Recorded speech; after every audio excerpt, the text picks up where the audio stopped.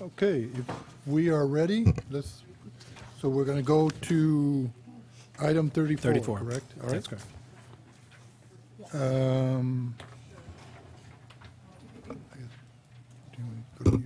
Okay, Mr. Espinoza? Thank you, Mr. Chair. Yes, we're in our afternoon session, the 1:30 session. This is item number 34 on our agenda. We have Tom Slavich, our assessor here, to hold a public hearing, and this particular item is to review Land Conservation Act request for compatible use and division request for the following: 1A, compatible use request, as well as 2B, a division request. So we have Tom here to discuss these items.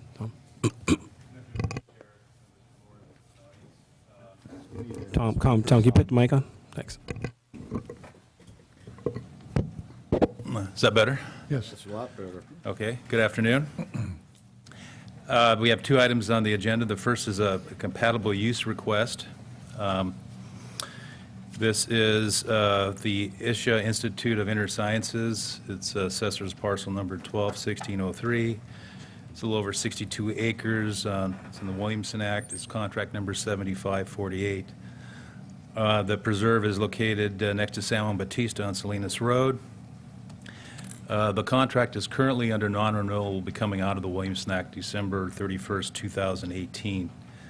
Applicant is requesting to construct a 12,100 square foot yoga meditation center, which includes restrooms, showers, a store, office, kitchenette, dining, multi-purpose rooms, offices, patios, and some parking area. The compatible use will take up approximately 2 acres of land, the building site a little less than a quarter, parking area about 1 3/4 acres.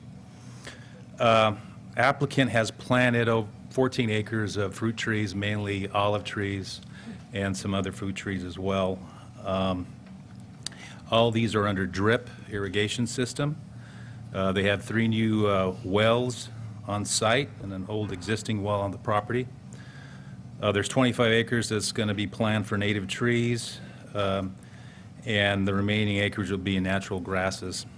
On record, the taxpayer has invested over $158,000 of improvements in the property with the trees, the fencing, the wells, pumps, drip system, and so forth. Now, under our county ordinance 1901-023B, these talk about different categories and compatible uses. This request doesn't really fit under any category except possibly number 9, which states that any other similar compatible use as determined by the board upon a finding that the proposed use is incidental and not detrimental to ag use. Our other county ordinance 1901-023C talks about structures. Basically, no structure shall be constructed or placed on ag preserves except those directly related to the ag preserve or compatible use. And finally, we have ordinance 1901-023B, and that mirrors the California Government Code under compatible uses 51238.1. These are really 3 conditions that need to be met in order to grant approval. First, the use will not significantly compromise the long-term productivity of the agricultural capability of the subject preserve or surrounding preserves. 2, the use will not significantly displace or impair current or reasonably foreseeable ag operations on the ag preserve or surrounding preserves.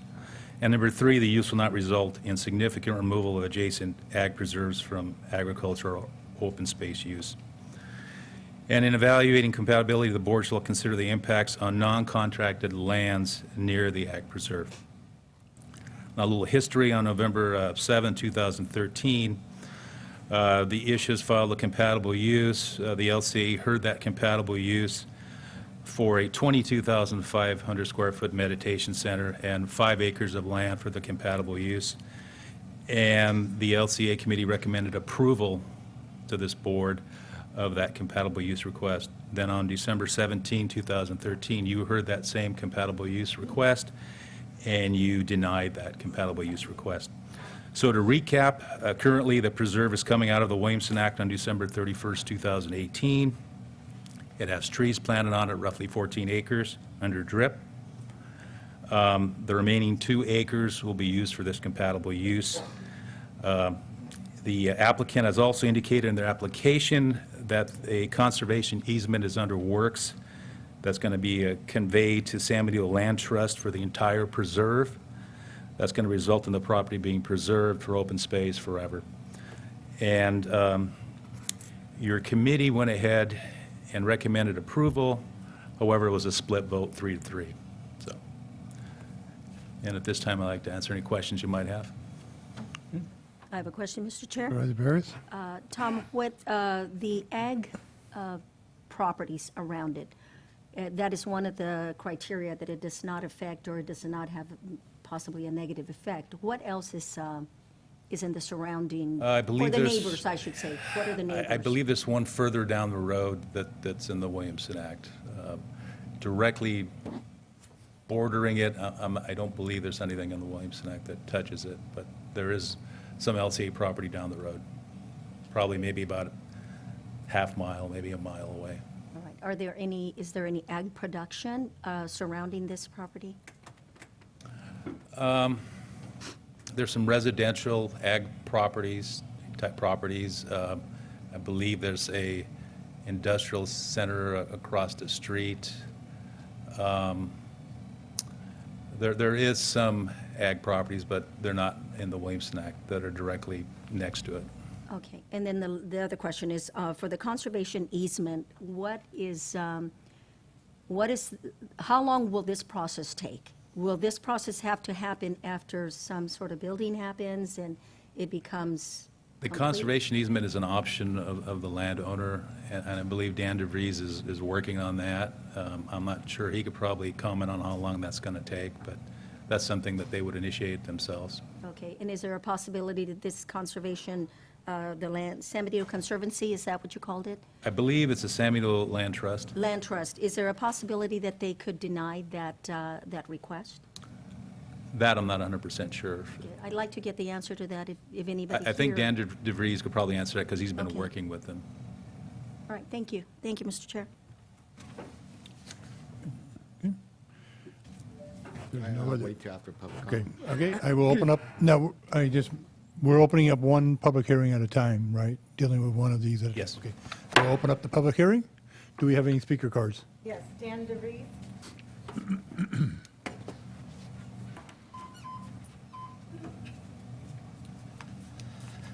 Thank you, Mr. Chairman and members of the board. Supervisor Barrios, if I could just begin by answering your question. A conservation easement, I think that's probably one of the marquee aspects of this request to you today. Conservation easements are the vehicles, the tools used by land conservation organizations throughout the state of California. They're the same thing that the Big Sur Land Trust uses, for example, and has used for years to protect all of Big Sur. So what we are proposing is to grant to San Benito Land Trust. So the Isha Yoga Center would be the grantor. The San Benito Land Trust would be the grantee. Conservation agricultural open space easement. And so there's not really an approval process that's involved with that. Instead, these conservation easements are each negotiated separately. The restrictions are determined by that negotiation and then put into the easement. And once that's recorded on this parcel, on this property, as Mr. Slavich said, it's there forever. So what that would do then is protect in open space and this beautiful natural setting, this property, forever. I've met with Paul Hain, the chair of the San Benito Land Trust. We're working on drafts of the easement. We're using as a model, for example, one of the last one that the San Benito Land Trust did was for the Silver Ranch in conjunction with San Juan Oaks. So San Juan Oaks granted a conservation easement for the Silver Ranch. This one would be even more restrictive than that. That conservation easement allows residences to be built. We don't need residences to be built. It's going to be all open and natural forever. So the timing for that, the turnaround, is just as soon as we get it negotiated, drafted, and then we record it. It's very fast. So, which is probably a good segue into this request. We're before you today, supervisors, asking merely that you deem this application, this vision for this property as compatible with agriculture. I prepared a memo discussing the California Government Code that serves as the basis for the Williamson Act. I hope each one of you have that. And then San Benito County has then kind of customized the government code to fit its own purposes. And one of the things that was left out, however, in the assessor's presentation was that under the San Benito code, one of the compatible uses is in fact outdoor recreation that's deemed to be compatible with agriculture already in the ordinance. And the outdoor recreation section, which is on my memo at page 7, includes walking, hiking, picnicking, those types of things that we envision for this property. The only thing that the Isha organization asks in return for this pretty significant grant to the community of what amounts to a park is that somewhere on this property they would like to be able to do yoga. I know initially, can I go a little bit longer, Mr. Chair? Yes. If you can. I know initially they had some ideas about the building, and it was pretty large. They've cut the size of the building in half, and as far as the location, we have some ideas about that. But all of those things, size, location, height, all of those things can be determined down the line. As you know, we have the new San Benito County Hillside Ordinance. Everything needs to be compliant with that. We need to do storyboards. We really would like to get the community involved into where this yoga space can go. But aside from that, it's going to be the equivalent of a county park that will be privately funded, maintained, preserved, planted. It's really almost too good to be true. We don't see conservation easements like this being granted by private entities every day. Usually you see it with a developer offering a conservation easement if you let me build this subdivision, or I'll put this in set aside if you let me do that. Here's a private organization saying we bought this property and we'd like to put the whole thing into a conservation easement to keep it beautiful and open forever. It's categorically compatible with the California code and with San Benito's code as being a recreational open space use. And that's really important. The Williamson Act was created in post-World War II California in response to the urbanization of the state. The legislature back then saw like San Francisco Bay Area, San Jose, Santa Clara County, Los Angeles, they saw it just growing so quickly that they wanted to create incentives to promote and protect not only agriculture, but as the law says, recreation and open space. That's the purpose of the Williamson Act. This land has never been farmed. It's never been in row crops. It's marginal cattle grazing at best. So to restore it to its natural native state is really kind of going to be a really beneficial thing for the community, I think. Lastly, since the application was before you last year, the organization has drilled 2 new wells, and they rehabilitated a third. So they have ample water supply, no need to import water any longer. Everything's on drippers. They're using solar to run the pumps. So water's not an issue. The access, ingress, egress, we propose to be off of the old grade road, the old Salinas grade road. But again, and Ann Hall, who's going to speak next, can address that. So Dan, excuse me. So I've heard through the grapevine that they were not very successful in their 2 wells that they drilled, and that they were still only getting about 3 gallons a minute. That's not true. That they were still having to truck water in for the trees. They have enough water on site for their facility and for the trees? Yes, absolutely. Okay. The 2 brand new wells that were dug, they're not great. It's a tough area to dig a well. They do, I think, 5 to 7 gallons a minute, the 2, and then they rehabilitated a third, and there's a 4th that will be brought online. But with a combination of storage tanks and so forth, it's going to be ample water for the drip irrigation and for the facility. The reason why, when we were before the LCA committee, I don't know if this is what you heard, Supervisor Munzer, but the pumps weren't hooked up yet to these new wells because they are brand new. And they wanted to use solar instead of electricity. So now all of that solar is installed, the pumps are working, and yeah, there should be ample water for the site. So I just want to kind of make sure that our focus today stays on the issue, which is compatibility underneath the California Government Code and the San Benito ordinances.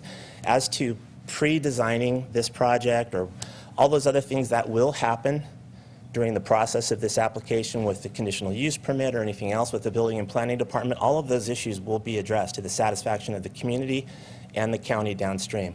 But right now, it's a pretty simple question, which is something like this vision of a 63-acre open space, is that compatible with recreation, agriculture, and open space? And when you consider the fact that San Juan Oaks Golf Course, championship 18-hole golf course with clubhouse, 5 acres of asphalt parking lot, if that was deemed by this board to be compatible, I would submit that this certainly is. And I'm hopeful that we can bring a great asset like this to this community so that generations can benefit from it. Any questions before I sit down? Question? Okay, thank you very much. Okay, Ann Hall?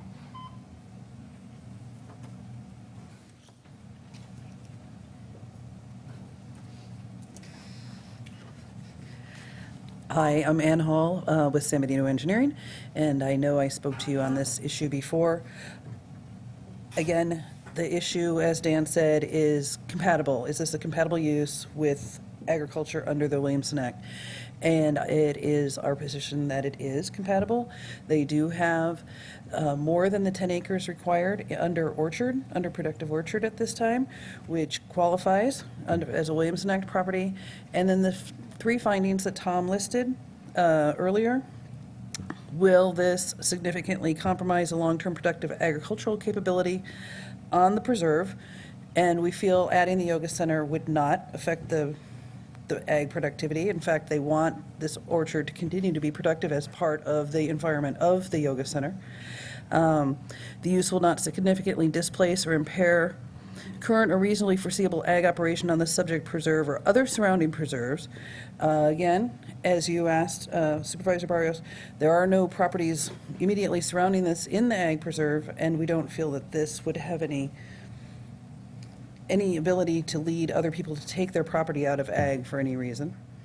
And then the use will not result in a significant removal of adjacent ag preserves from the ag or open space use. So we feel this is compatible. And just to kind of build on what Dan also said, some of the previously approved compatible uses, oil and gas wells, mining and quarrying of rock, which I know is a little bit of a anomaly within the Williamson Act, but also things like cell towers, hunting and hunting facilities, meat processing facilities, small home business, use of existing buildings and grounds for event centers and weddings and parties. These are all things that have been found in San Benito County to be compatible use, and I would argue that this is certainly within the category of compatible use. I know we have a number of people here to speak on this, so I'll leave it at that. Do you have any questions for me? Okay, thank you.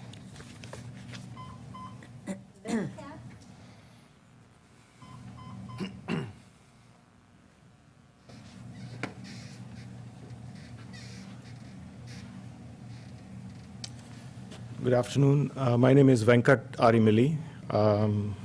I purchased the land and I donated the land to Isha Foundation.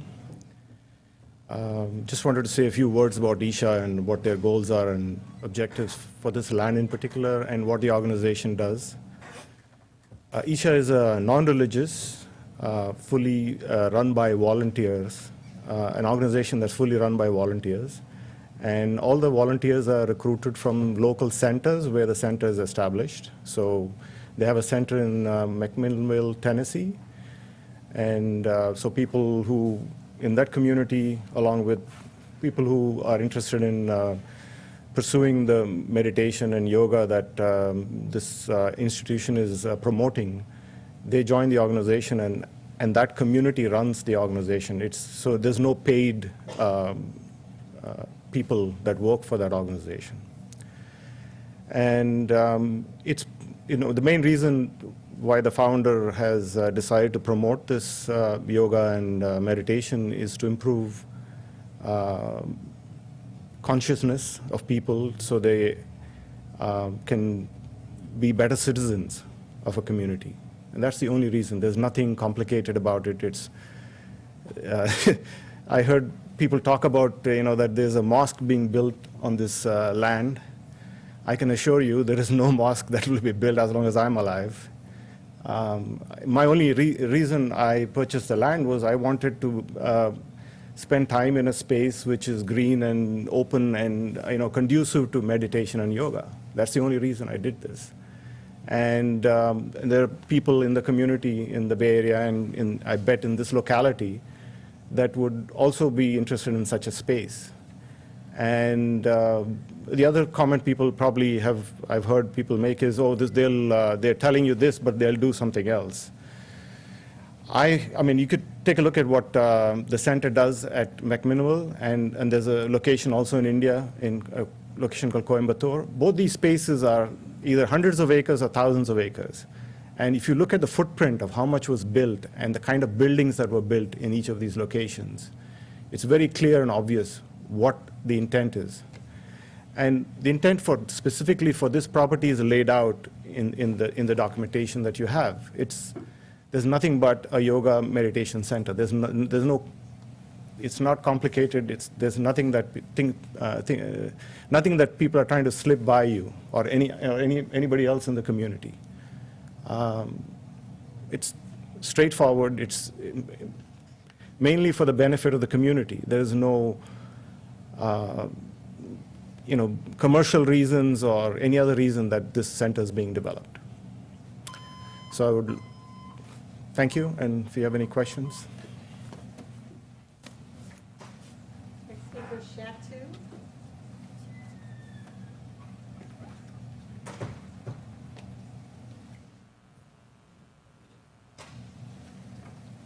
Good afternoon, the committee. Since we came to the hearing last time, we took all the inputs and we have carefully considered and we have implemented most of them. For example, last time when we came, we had question about well, and Dan spoken about it. In fact, we went and we dug our first well, which did not produce much, 2 gallons. Then we did a soil study and we got the input from them saying that due to the location and the soil structure, you will be getting very low yielding wells and you should go in for multiple wells. That's when we went ahead and dug 2 more wells. Currently, we have 14 gallons of water from our wells in a year yielding up to 3 million gallons, which is very sufficient for us. One of them is in solar, rest of them are in electricity. We have all the wells pumping up to a tank on top of the mountain. From there, we are gravity feeding. And we also promised last time when we came that we will be doing a nature preserve of 25 acres. Of that, 7 acres we have already completed, and they are under drip irrigation. Also, regarding orchard, when we came in last time, it was only 6 months. There was doubt that, okay, this orchard may be just built for this purpose. It is 1.5 years now, the orchard is doing very well, and county came and inspected the orchard, the trees are doing very well, and we have added more trees. Since we stopped hauling water, that amount we are investing on the trees. We have added more trees, and we also have replaced some of the trees that we have died. And we also left in a separate area for grazing, and I think right now we are fully compatible with the request that we are putting in front of you. Thank you. I have a question. Are your trees producing already? Did No. you say? They will be producing in 2 years. Oh, in 2 years? Yes. Okay, thank you. Michael Linthicum.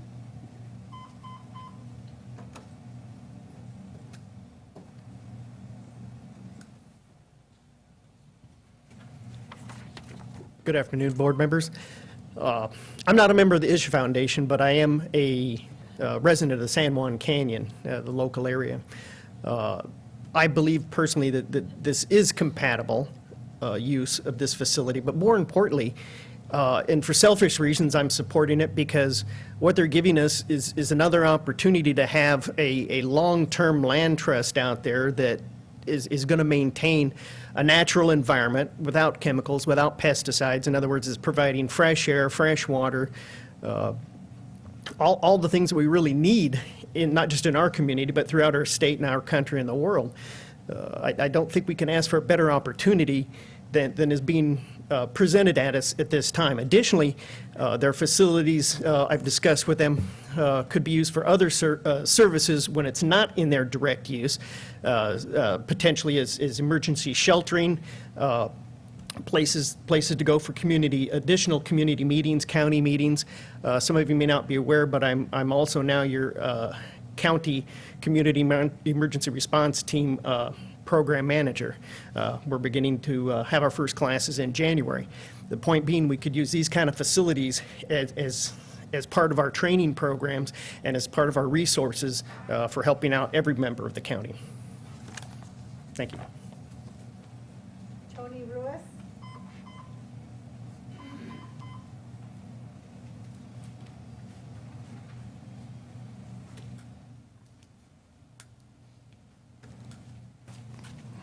If I'm walking slow, it's not that I'm old, it's just that I've been taking Lipitor and I'm not conducive to it.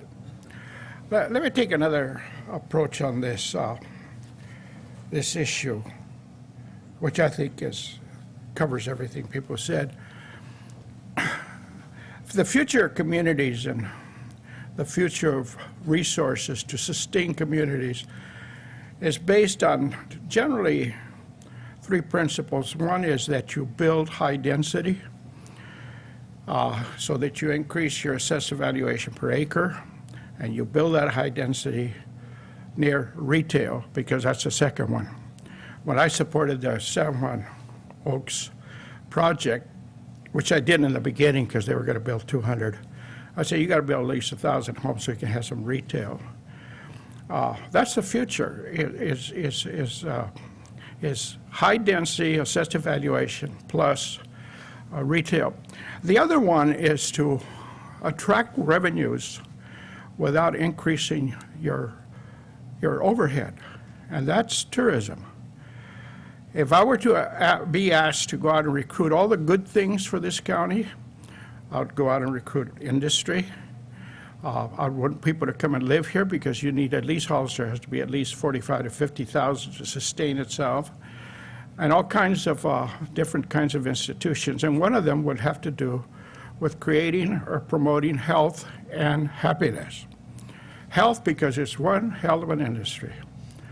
If you can just see what's happening all over this nation with bicycle paths and recreation, I mean, all kinds of things, hiking, the number of people, the growth in those industries that promote health, that's the future. We can just see it in our concern for our health, you know, and our problem with potential diabetics, that young people will become pre-diabetic at the age of 35, boys and young women at 34 or something like that. So health is something that counties like San Benito should promote, because as we become more and more urbanized, which is what's happening in this country, those people seek places like this. I'm kind of excited about the position we're in now with the pinnacles, the wine industry, the ideas for San Juan becoming a historical city, and some of the things that are being done. This is a perfect industry to come in to promote health and to help this county economically. It will create jobs, it will put San Benito County on the map, and so on.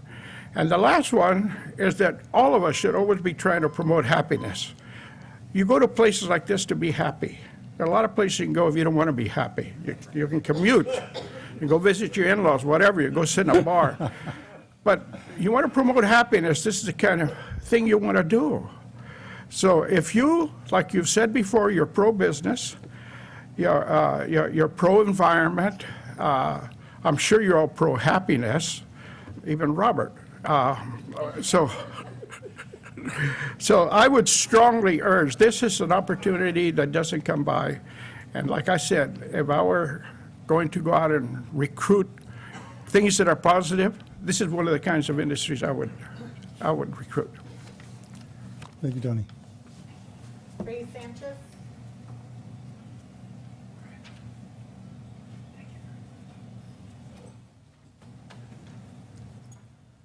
Good afternoon, ladies and gentlemen of the board. My name is Ray Sanchez. I represent ACCORD, which is the acronym for Alliance of Concerned Citizens on Responsible Development.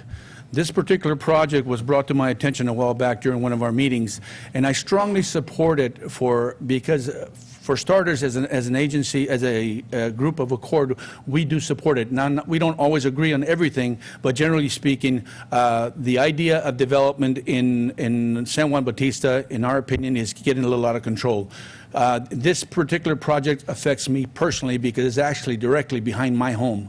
If this project is shut down, it's already been proposed to develop that area.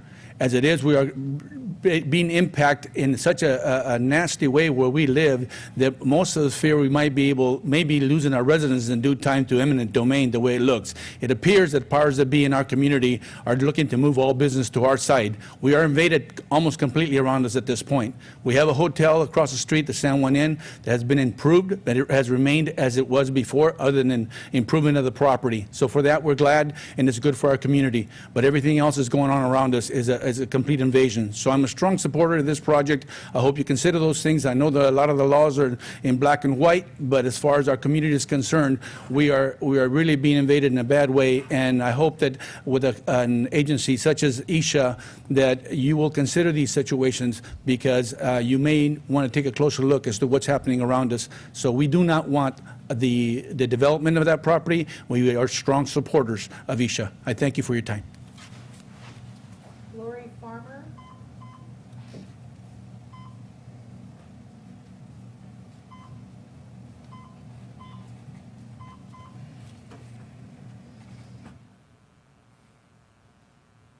Good afternoon. I'm a neighbor on Mission Vineyard, and I live less than a mile from the proposed property building. Government compatibility use determination is defined as proposed development on contracted land must be both compatible with and incidental to the documented agricultural use of the property.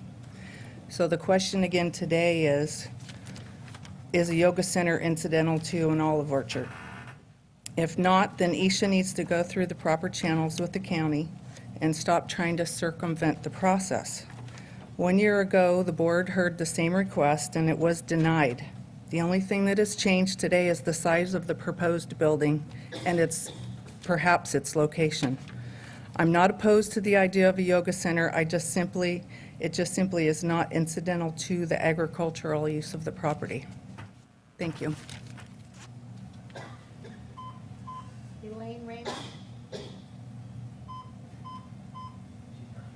You know, she had to run back home because you guys were running over. She's planning on coming back. Can you hold her for last? Sure. Alfonso Castillo.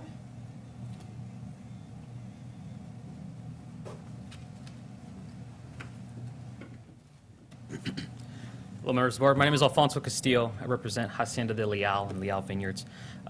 Just like I said, I know one of your concerns was the issue with not providing enough accommodations for everyone who would be coming into the area to use the Isha Center.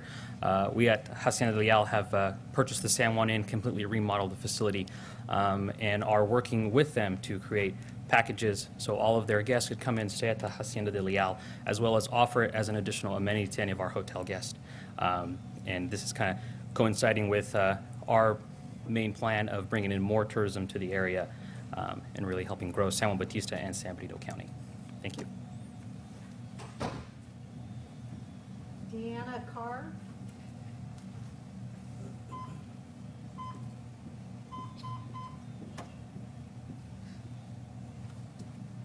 Hi. What I've seen here is a lot of scare tactics on both sides. And as a neighbor my property touches the Isha property. It actually physically, we share a boundary. And I've been told by one side, well, if we don't move on this now, it's going to be housing development, tract, urban sprawl, and that scares the hell out of me. On the other side, I've been told a yoga center. It's going to be 63 acres of parkland right there, touching my property. I'm all for that. However, I've also heard that there's a lot of fear here with the yoga property turning into a Jim Jones sort of cult. People are going to be drinking the Kool-Aid, and it's going to be a huge, massive building, and, you know, those religious nuts. So I'm kind of backing off on that. I don't think that's what they're all about. But it seems to me that there is a lot of suspicion either way, that this is not going to be the beautiful hillside that I see out my backyard right now, that it's going to turn into either a housing tract development or a cult, huge leadership building. So there's so much suspicion and lack of trust on either side. I'm really, as long as this meeting today is just to get approved that it is compatible, as a neighbor, and they want to put a nature preserve right next door to me, touching my property, absolutely. I'm all for it. And especially if San Juan Oaks, where we were married, was compatible with the Williamson Act, I don't see why this wouldn't be. And that's it. Thank you. Richard Pitchcom?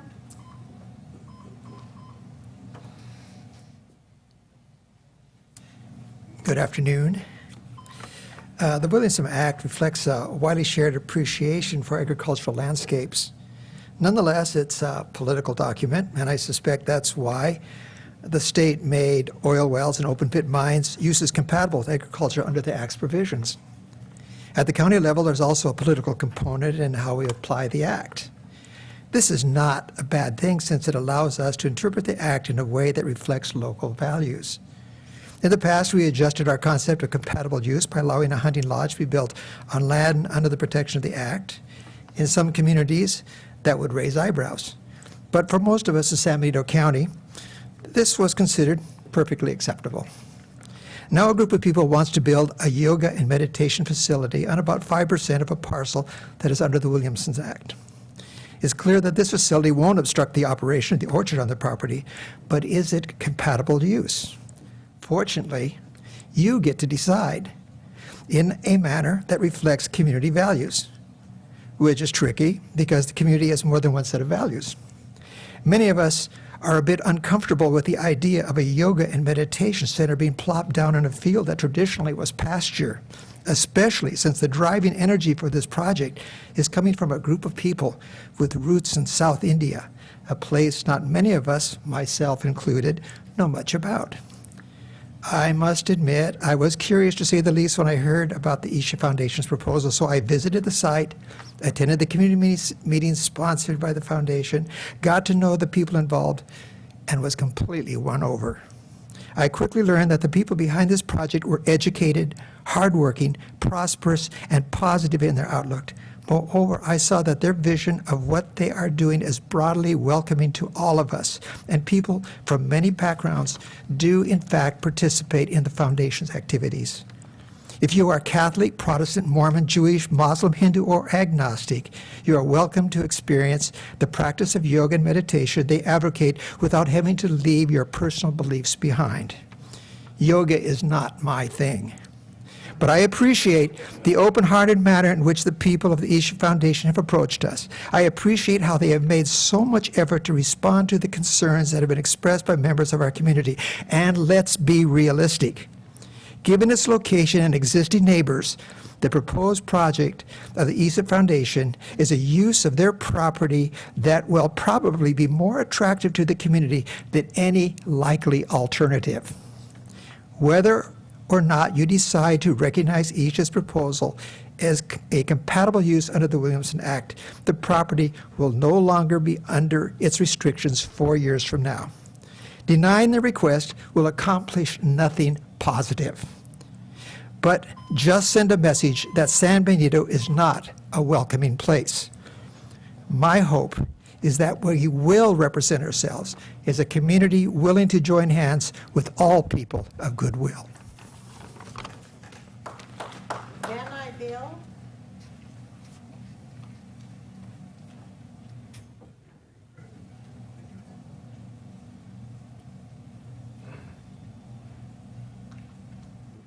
James Daffel?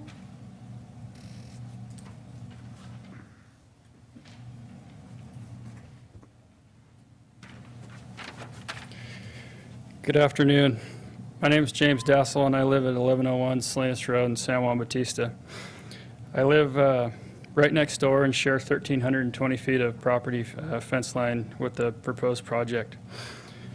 I think it's important today that we set a motion aside and focus specifically on the matter before us, and that's a compatible use request for a 12,000 square foot meditation center carved into a hill and transitioning roughly 50 acres of their property from production agriculture to an urban use. The San Benito County Code of Ordinances establishes primary purposes of the creation of an agricultural preserve is to foster commercial agriculture and preserve agricultural land. To that end, no compatible use otherwise identified in the code shall be found unless the proposed use is incidental and not detrimental to agricultural use. That's why we're here, for agriculture, and nor shall it have a negative impact on non-contracted lands near the agricultural preserve. For clarity, incidental is defined by county code, stating the term means secondary in terms of acreage. In a packet submitted to me by the Isha Foundation, a breakdown of acreage is included under vision of the project. By their own description, less than 12 acres of the 62 acres will remain in an agricultural setting in form of an orchard if the project is approved and constructed. That's less than 20% of the facility. That's hardly incidental and in direct contrast of the original Williamson Act contract of livestock grazing that was drawn up for the property. And removal of livestock is further detriment to its contracted agricultural use and poses a significant fire hazard to neighboring property owners. County code also states that the agricultural use shall be for the purpose of producing an agricultural commodity for commercial purposes. And I have a hard time understanding how a nonprofit qualifies for commercial production agriculture. In the group's own words, the Isha Preserve in San Juan is in the process of being transformed into a 63-acre park-like setting open to the public and a destination attraction. This may sound nice, but is not compatible commercial agriculture because it is completely replacing it with a whole new urban use. This directly violates the definition of the Williamson Act, which is defined as the discouragement of premature and unnecessary conversion of ag land into urban uses. I feel this board's decision last year was correct, and really nothing has changed in the way of compatibility with commercial production agriculture. Isha's proposal is to carve a 12,000 square foot facility into a hillside and camouflage it with trees. Those are going to take some pretty big trees, and they're going to have to grow really fast. In my opinion, if they desire to be free of the contract, I would hope that they can wait for the expiration or apply for cancellation and pay the required assessment fee, as they did buy the property knowing it was under contract. I also feel it's fair to point out that regardless of today's decision, they still can go forward with putting their land in an ag trust. Nothing's going to stop that. I encourage them to do so. So I thank you for the opportunity to speak today and welcome any questions you may have. Thank you. Alderman Wayne.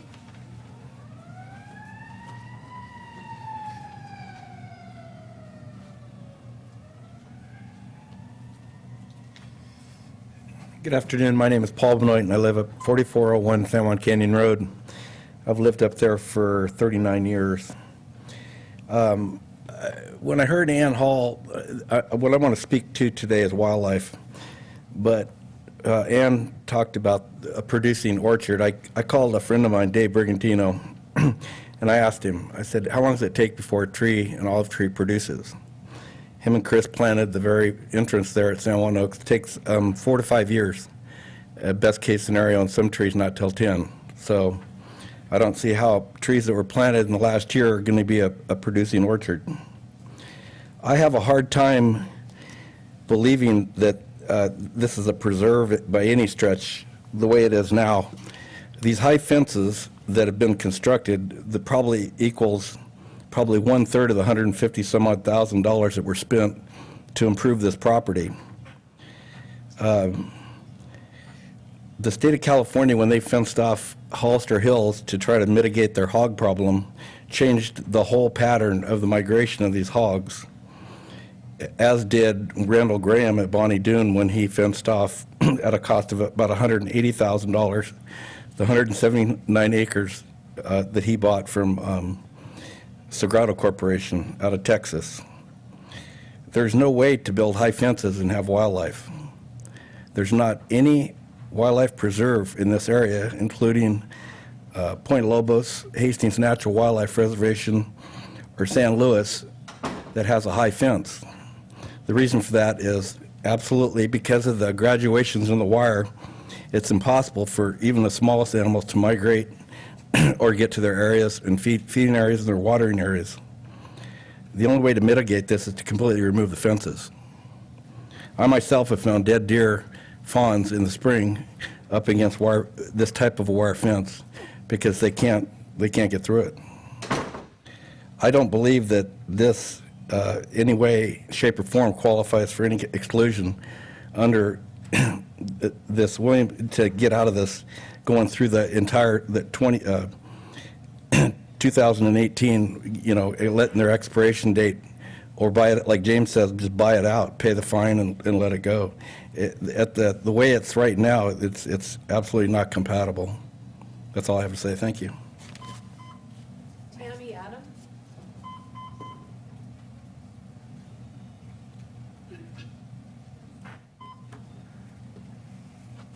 Hi, my name is Tammy Adam, and I live on Salinas Road, right up the road from Isha. And I came here again to see if I could get more information, and it looks like it's the same question they're asking. Isha is asking to be in the stay in the Williamson Act and build a yoga center. My thought is, it was interesting. One of the things I'm baffled with is Venkat said himself that Isha promotes good citizens. That's what they want to do, and I so applaud that, and I hope more people in the world do that. But be a good citizen and pay the dues that are meant to be paid. Get out of the Williamson Act if that's what you want to do. A yoga center is a wonderful idea. It's just not compatible with the Williamson Act, and whether San Juan Oaks did it or not is irrelevant. It's what's right to do now, what's lawful. And to me, in any stretch of the imagination, a yoga center at that point is not agriculturally compatible. One of the concerns I have with Isha, and I've had from the beginning, is I don't think they have a good enough vision about the community, unfortunately. For me, and I'm somewhat a newbie, I've only been here 6 years and I'm still very brand new to this community. But for example, and I'll give an example, during the worst drought in California's history is when Isha planted scores of evergreen trees along the base of the roadway. And they virtually died. And not only, and now that they're coming, they might be coming back, the problem is the water that they're using, I mean, it was enormous at a time where everyone was conserving. So what I don't understand is their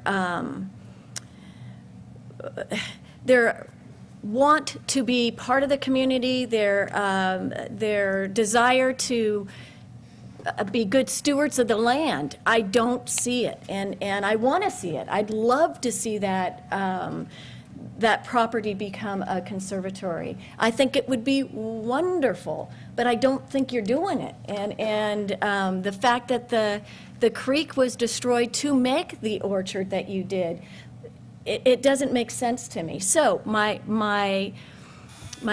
thought is I would not be for approval of them to stay in the Williamson Act. I would be for them to pay what they should, be a good citizen, pay what they should, and then continue on with the process. Thank you.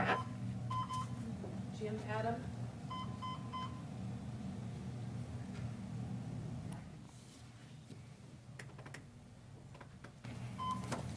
Good afternoon. My name is Jim Adam, and obviously I live right up the road as well. My concern on this is two things. One, I can't comprehend in any way that this commercial entity called a yoga center falls within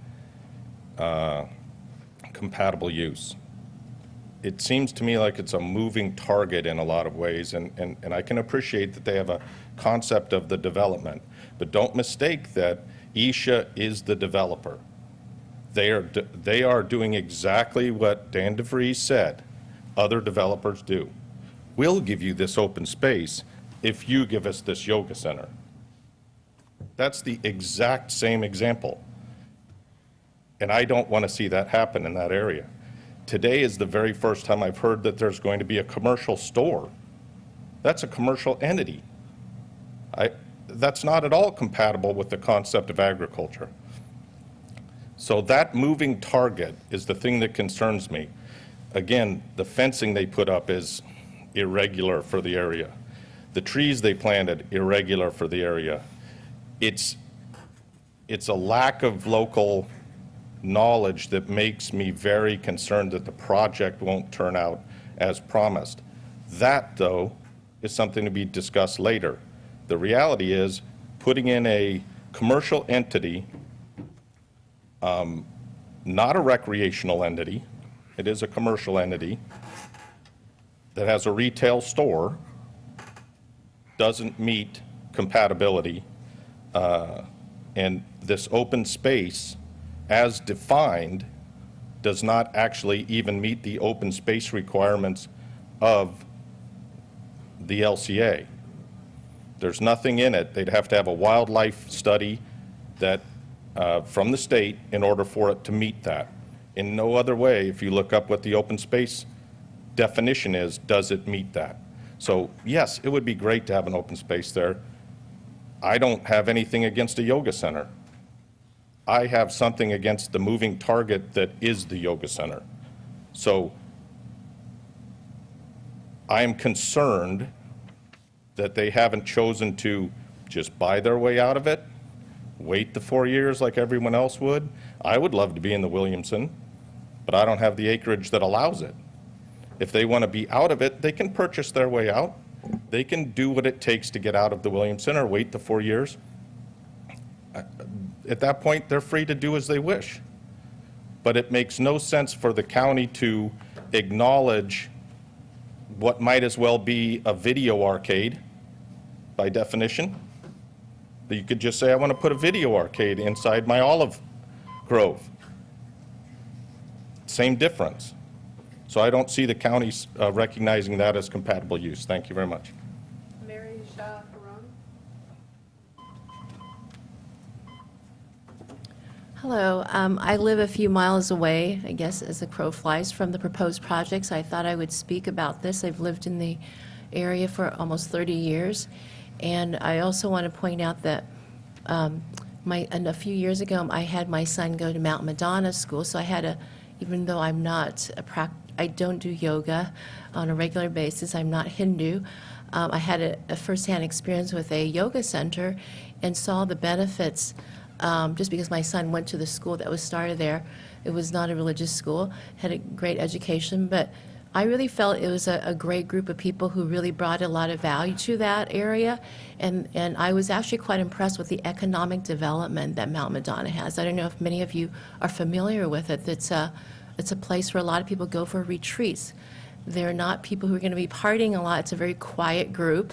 And I actually think that a yoga center would be ideal for the San Juan Bautista area. If you see what is, say, at Mount Madonna, you'll see how much money can be brought. It would be, I guess, comparable to maybe the St. Francis retreat. I mean, I don't know how people would feel if there was another Christian retreat. I feel that there could be some level of prejudice because this is not a Christian group, but I wanted to convey my comfort level with a group like, say, Mount Madonna Yoga Center. I think it would, I mean, you can wait 4 more years, but I've been going to a lot of San Juan Bautista City Council meetings. The city needs economic boost. If you wait 4 more years, something like this, which would bring a considerable amount of tourism, people who Tony referred to as people seeking health, those people would come to the community. It would really boost the tourism and the businesses in the area. So I don't think you should wait 4 more years. I don't think that you probably would say this to another group, perhaps, that was, say, a Christian retreat. So I think that you should give these folks a chance. I think it could provide the kind of economic boost that's compatible with a sustainable economic development in our area. Thank you very much for your time. Jolene Cosio.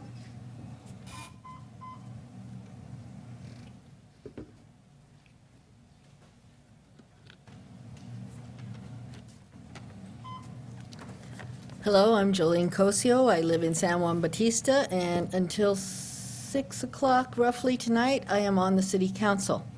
I did not run again, so I will be stepping down from the city council.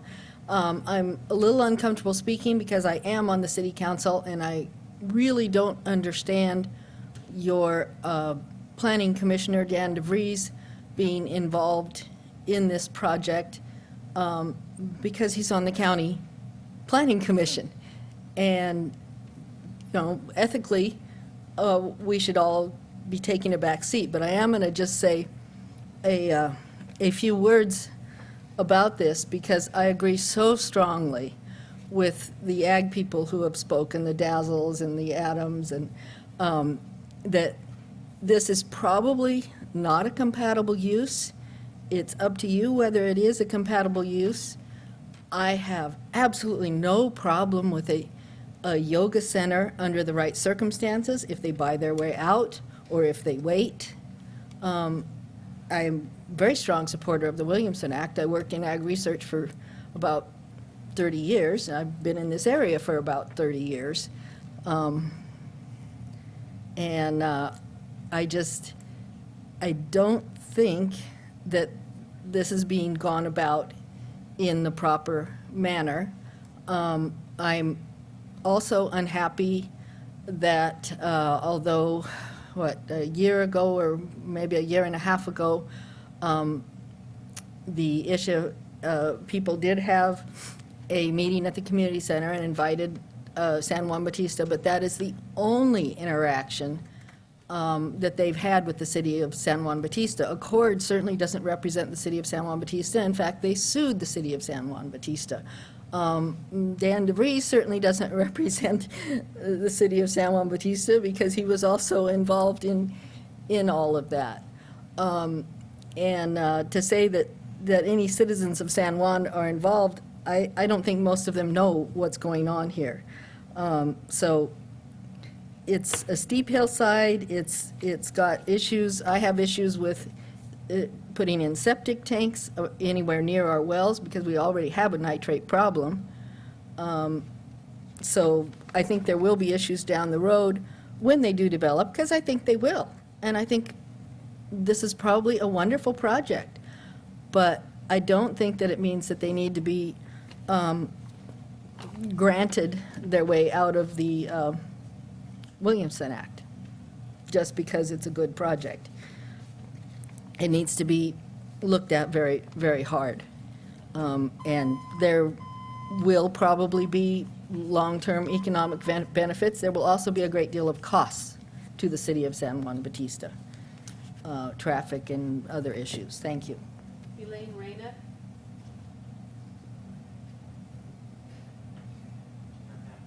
Yeah, she didn't make it back. That's all the speaker cards.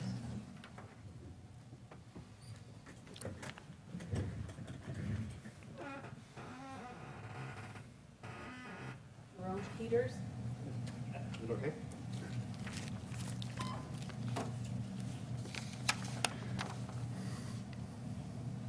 Good afternoon. My name is Jerome Peters, and thank you for this opportunity for me to speak. I really appreciate that. I own 34 acres that's adjacent to the Isha property. As part of my deed, I have an easement on the Isha land. This easement is for an existing water line going to San Juan Bautista Water Company. This water line was one of the reasons that I purchased the property. It was an important consideration.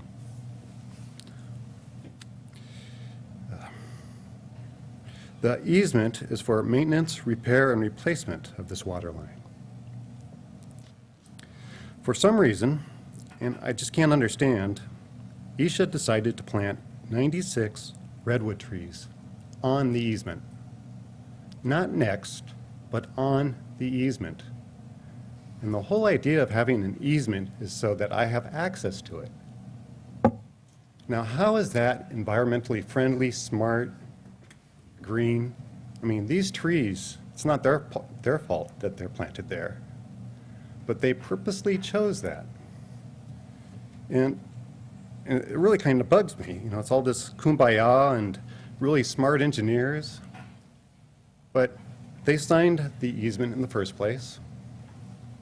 I sent an email, so there's a soft copy to Vani with the easement. I handed her a hard copy, a paper copy, so they know this. So someday, I'm going to need to exercise my right. I'm going to have to tear up a whole bunch of trees, and I'm going to be the bad guy. So I just don't understand. My property is very similar to theirs, 34 acres. They have some more. I have grazing on my property. The going rate is about $10 to $15 an acre per year. So they have about 60 acres. So that's $600 to $900 a year. But when you look at their application under description of property, for the last 3 years, they have annual gross income approximately $12,500. Their orchards, their olives aren't producing. Where is this number from? I mean, it just, can you just fabricate stuff? I'm shocked. And some people are worried about, oh, well, let me put it this way. On page 480 for contact, they have 2 addresses and 2 phone numbers, but no name. Who's in charge? Who do I go to? It's an international nonprofit volunteer organization. It's very nebulous. And just, I don't think they have their act together. As far as the proposed use, you know, they say, quote, you know, as indicated, the preserve will be open to the community at all times, including the yoga space.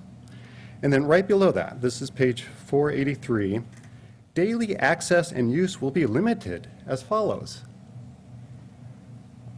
What's going on? Is it limited? Is it not limited? How are they going to limit it? Oh, it's open to the public. This is not a well thought out plan. And I'm just flabbergasted. And I mean, they talk about nature and how great it is and how they're using drip irrigation. Well, they want to plant 25 acres of natural. Well, there is no drip irrigation in natural hills up here in San Benito. Drip is not natural. It's great for the olive trees, but oaks don't like it, and a lot of the other native plants, it's not nature. If you can summarize now? Huh? If you can summarize? That without having their act together, I don't see any reason that you can pass this. The water capacity has been passed over. I have numbers. I don't know if I have the time. The water, they talk no, about you're these- over your 3 minutes. Okay. Thank you very much. I appreciate it. Marty Richmond.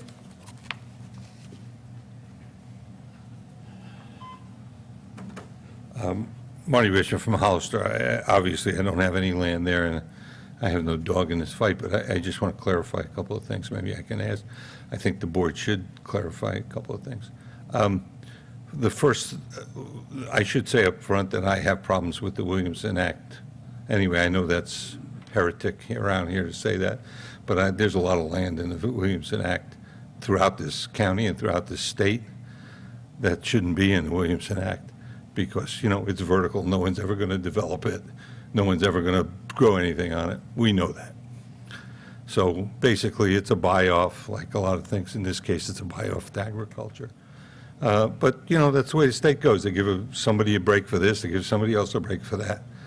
I just want to make sure I understand on this, in this case, without me expressing I don't really have any personal opinion. If you say this is compatible, that would have absolutely no impact on the Planning Commission looking at the design, the size, the placement, the facade, the size of the parking lot, you know, whether or not they have adequate toilets. All you'd be saying is it's compatible. Am I correct in that? Is that the right, what we're doing here? Because I hear a lot of discussion about whether, you know, whether it's this or that or the other thing. I mean, you could say it's compatible, and I'm not recommending this, I'm just example. You could say it's compatible, and the planning commission could look at it and say it's 3 times bigger than we're willing to accept, and we don't like where it is, and the slope's no good and all that. So that being the case, I think we ought to concentrate on whether it's compatible, and I'm not sure I have an opinion on whether it's compatible, because I don't like the Williamson Act altogether, but that's one here or there.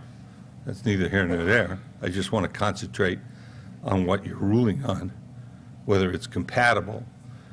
Because you might say it's compatible, and that's perfectly good, and then by the time it gets to the planning commission, they may look at it and say, yeah, it's compatible, but we'll only let you build something half that size. I don't want to, all this discussion is about the size and the parking lot and the proposals. I don't want that to get locked into somebody's brain at the planning commission to say, oh, they said it was okay at the Board of Supervisors.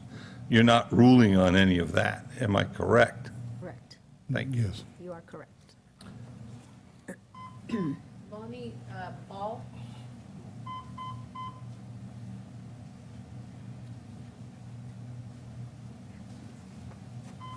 Hi, I just want to clarify a few things. One is that when we came in, the property was not under agriculture.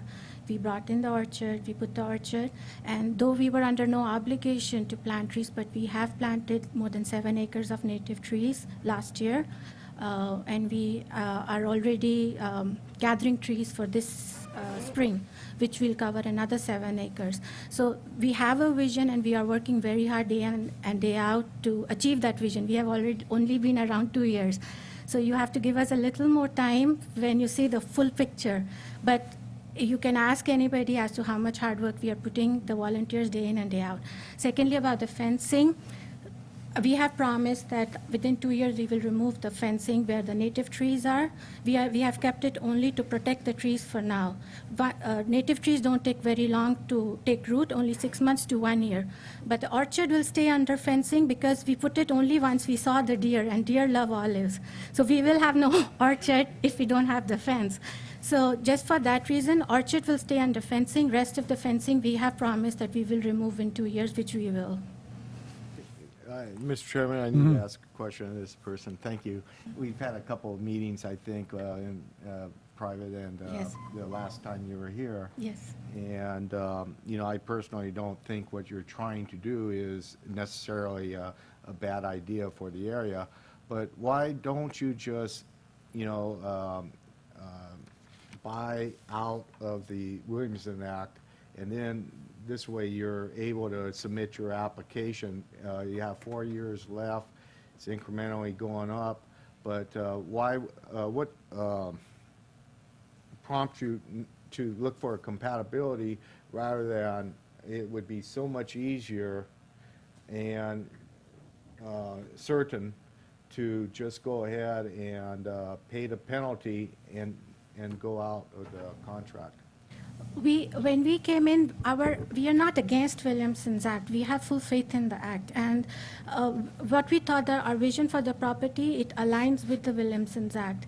So we don't want to come out of Williamson's Act as per se, because it is to preserve it as an open space and to conserve the site the way it is, the way it exists today, and to enhance it further. Like Fremont Peak, we can have our own native forest like that. So that is our vision. So when we came with our proposal and application for Williamson's compatibility use, we strongly feel that we align as compatible. We are compatible with Williamson's Act because we are asking for a very small footprint to build, and around this is this enhanced nature, which we continue to work hard to build. So I heard you correctly just a second ago. You do not want to come out the Williamson Act? No, we are not again. We will come out when it, in 2018, December 31, when it ends. But we are not against Williamson's Act. We have faith in the Act, and our vision aligns with it. So we didn't feel that we have to go against Williamson's Act to make our vision happen. That is why the compatible use application. Okay, thank you. Thank you. So if you could stay there, I have a question, Mr. Chair, if I could. So then you haven't reapplied to stay in the Williamson Act? No. So by not applying, your contract Will end in comes out. 2018. It ends in 2018? 2018, December 31, yes. Okay, and then at that time, which is 4 years, 3.5 years from now, you will be able to do, it won't matter whether it's compatible or not. You make application and you may or may not get approved. But then it won't matter. Compatibility, obviously, is not going to make any difference. Yes, but we want to retain the property the way it is. That is why we are working with Dan to put it under conservation easement. Okay, and I also need to know, somebody talked about a commercial store, and I know this is not the conversation we're having right now, but I'm just curious. No, we I don't- didn't see it on the plans. I heard it first time also today. No. Okay, so that's not something you have No. in... We will produce the olives, and we are working with local press, who will press it for us. We won't be doing it. Okay. We only want to grow. All right, thank you. Thank you. And if I still have the floor, Mr. Chair, I want to ask council a question. People make reference that the approval granting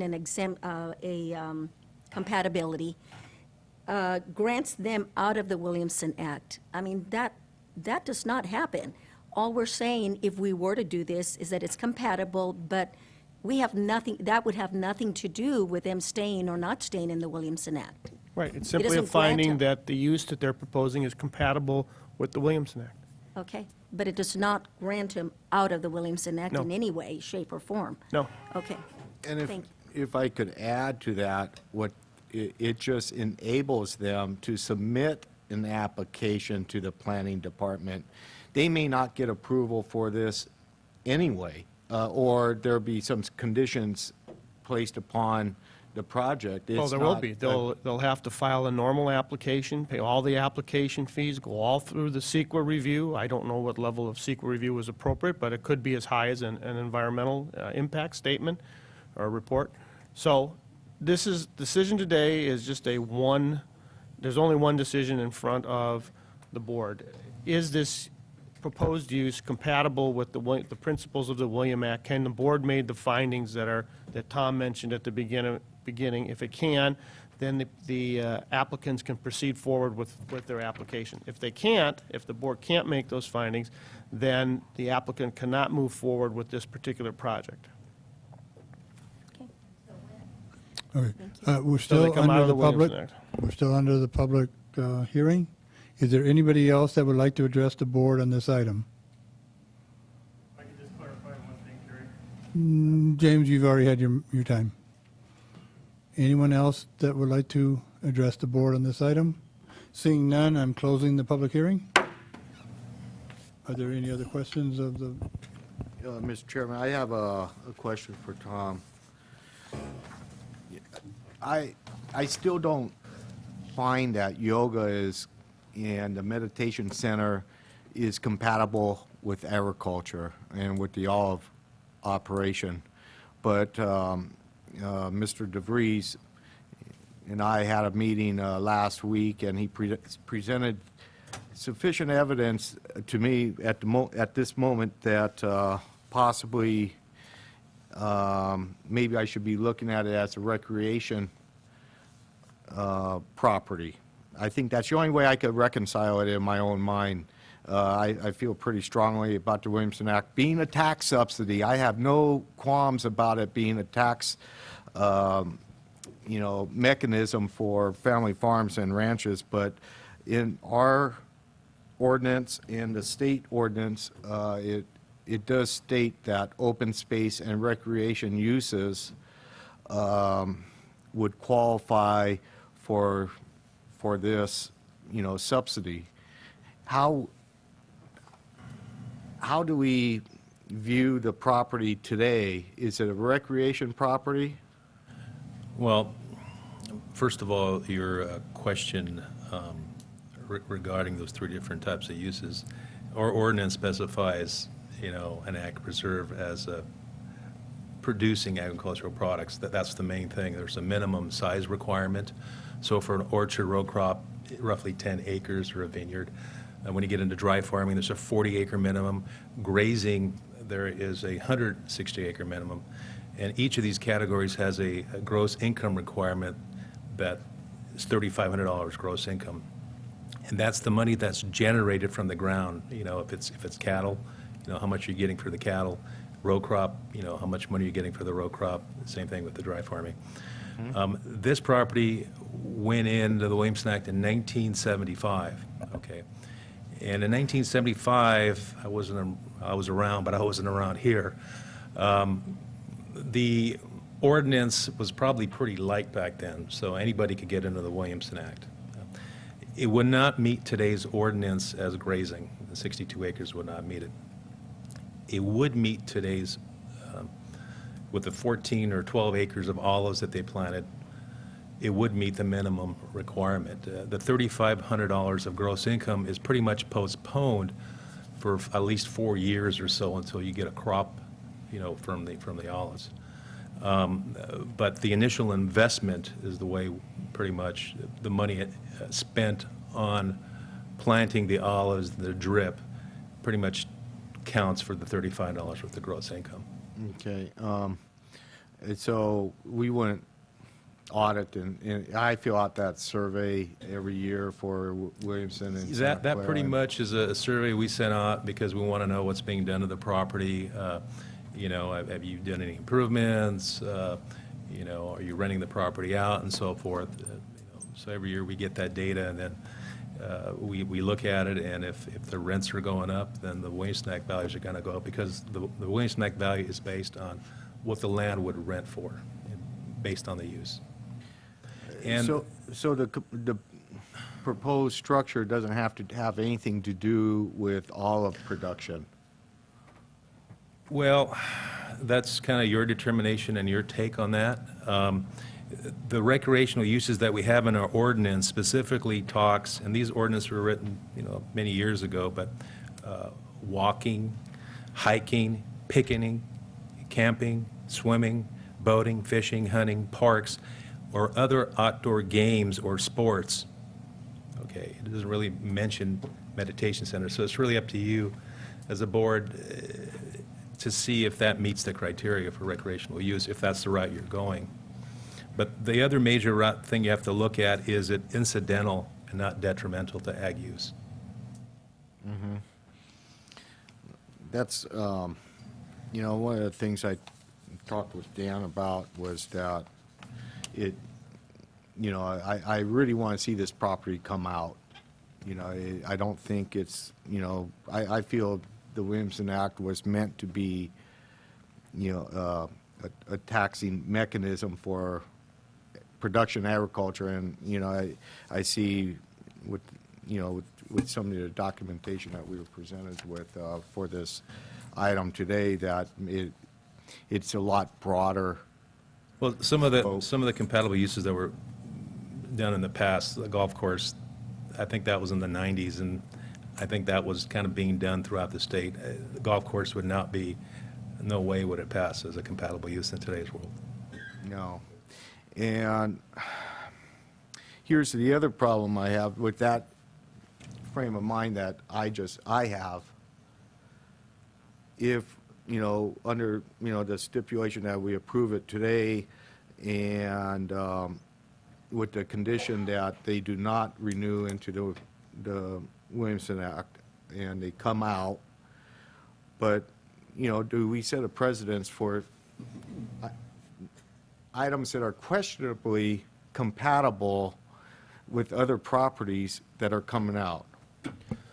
Well, each case rises and falls on its own facts. You know, if the next people that come here have a Greco arm wrestling center, you know, perhaps you'll have to consider whether that's a recreational use or not. You know, that's a hard question to answer. There is no, you're not establishing any legal binding principle. In other words, the next applicant that comes forward can't say because you gave the yoga center a compatibility finding, you must now legally give me the same finding. No, that doesn't work that way. But each applicant that comes for you rises and falls on its own facts. So you could have a piece of property that today, you know, I'm in production agriculture, growing apples. I got 25 acres in Williamson Act. Tomorrow I pull it all out and put in I don't know, some recreation thing, I could still stay in the Williamson Act. If the board can make the findings, the answer is yes. Yeah, I see. I think Shirley wanted to make a few comments before I... Oh, okay, that's good, maybe. Just in response to I think one of the first questions that Supervisor Botello asked, there are provisions in the Williamson Act that pertain to open space recreational uses that were not incorporated into our ordinance, and I'm told by our former assessor that that was intentional when the ordinance was adopted. So our ordinance really does only sort of focus on the ag preserve aspect of the Williamson Act. There are within the code sections, there are some recreational uses that are specifically recognized as compatible, and outdoor recreation is one of them. But just a quick answer from the legal perspective to your question about about this being allowed under the Williamson Act as a recreational use. That piece of the Williamson Act is not incorporated into our ordinance. It is not incorporated in our ordinance. But would the board be inclined to follow the state version of the ordinance? Is that? No, it's the local discretion as to what parts of the Williamson Act the counties want to adopt. And there within the compatible use section, there is flexibility that allows you to look at. There are a variety of uses that are deemed compatible. For instance, outdoor recreation is one category. Signs, communication facilities, home occupations. The one that staff has cited to is any other similar compatible use as determined by the board upon the finding that the proposed use is incidental, not detrimental to ag use. So essentially what you're doing is you're finding that this proposed use is similar to other uses that have been deemed compatible in our ordinance or in other prior applications. Okay. I just wanted to ask a couple of questions at the moment, and now I may want to make a comment afterwards, Mr. Chairman. Thank you. Oh, you've asked you a couple of questions? I just wanted to ask Oh. I just got the questions asked, and so I'll wait. A comment, okay. I don't know. Does any other board member have? I don't have any Supervisor Rivas? questions. I don't have very many questions. I just got a little confused by the commentary by our assistant, our county counsel, or our staff from our county counsel, where she had mentioned that the recreational use was not in our ordinance. But I think she kind of corrected herself at the end in saying that there is an outdoor recreation component within our local ordinance, only if the recreation is incidental and not the detrimental to the agricultural use. I mean, that really was kind of confusing. Well, our ordinance, each county can develop their own ordinance. Right, and I understand that. And our ordinance is actually tougher than the government code. And I understand that, So but she made a statement saying that there was no recreational component in our ordinance. And I Well, think that's not true. To be in the Williamson Act, that you have to have, basically, you just can't have a recreational component or open space. Really, the main objective is ag use, productive ag use. You can have a productive ag use and have a recreational component if it meets the compatible use requirements. Right. Okay. Right. Sorry, let me clarify. What I meant is, under the Williamson Act, you can have a preserve that's not ag-related.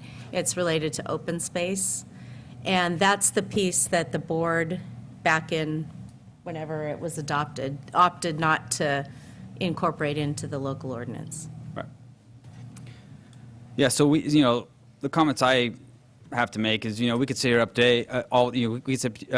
we could sit up here all afternoon, the rest of the evening, and debate what's compatible, what's not compatible. When I look at the precedent within this county of, we have a golf course that was deemed a compatible use. Why is this not deemed a compatible use? In my opinion, my position hasn't changed. I was the one supervisor, the only supervisor, that felt that this was a compatible use over a year ago.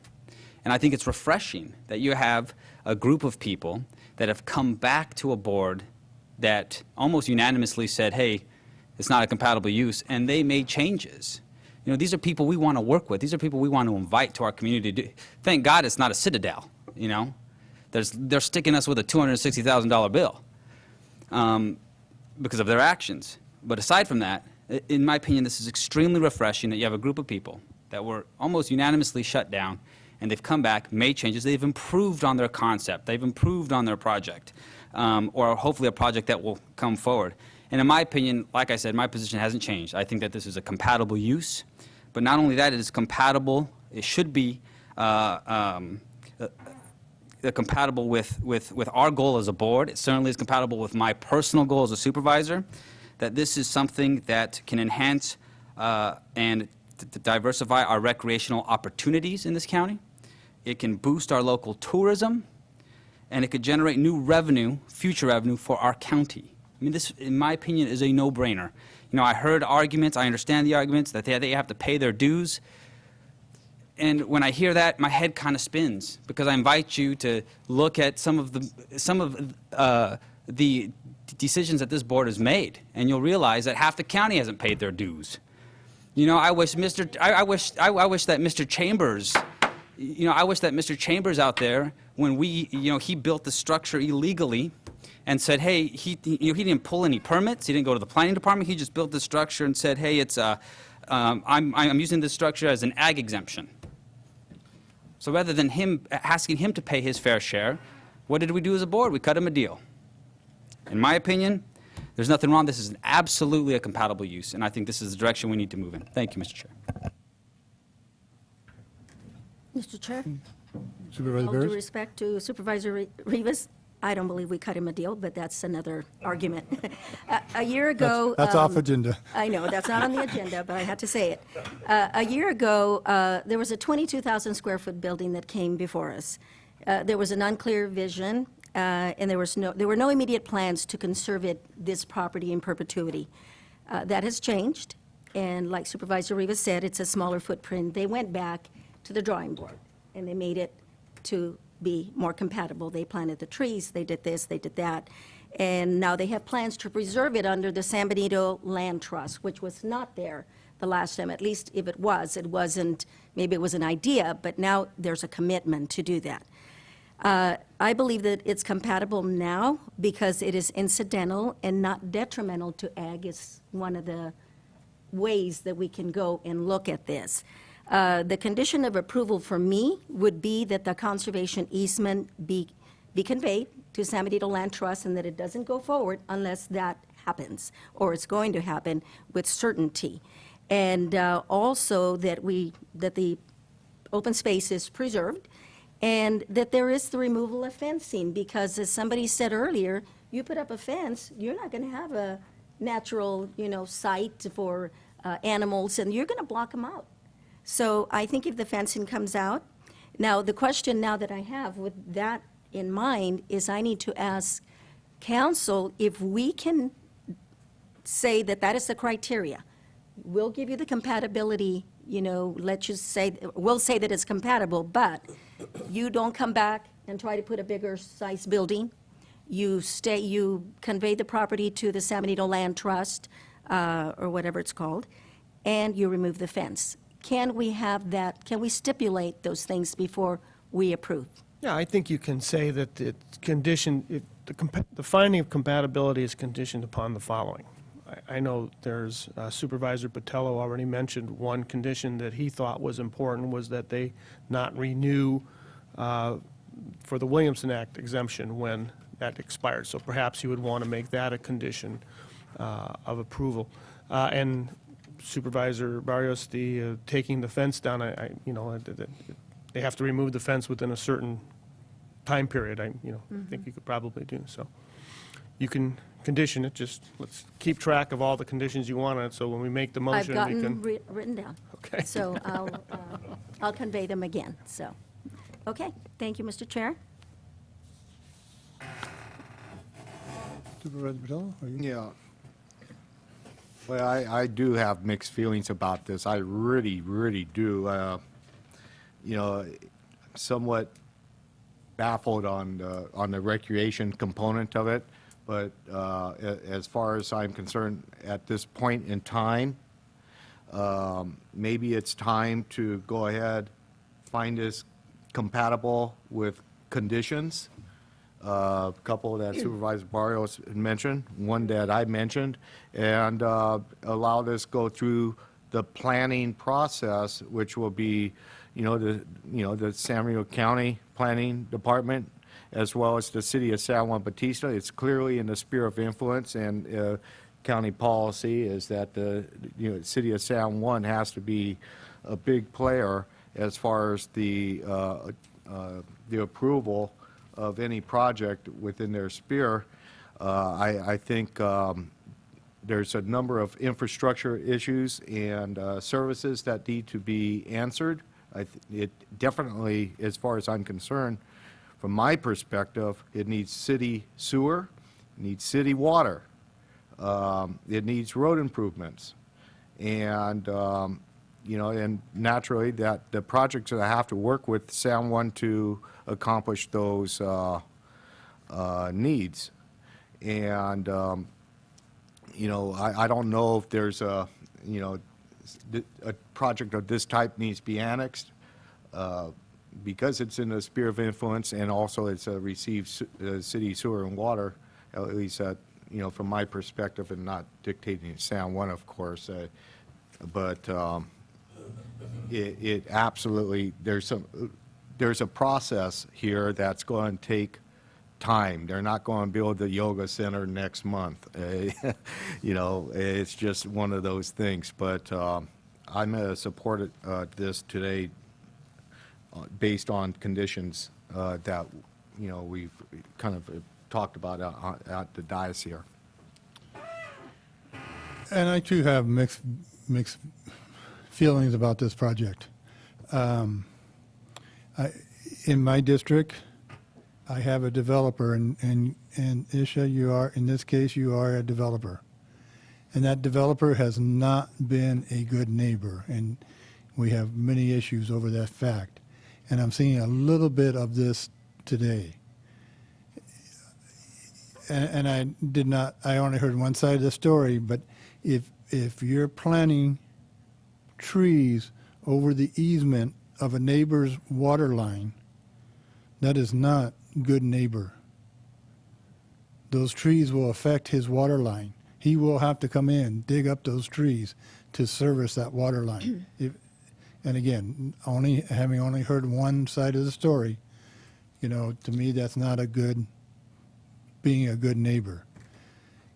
If you are granted the compatibility, I have a feeling that this project will come before this board again, probably on an appeal base.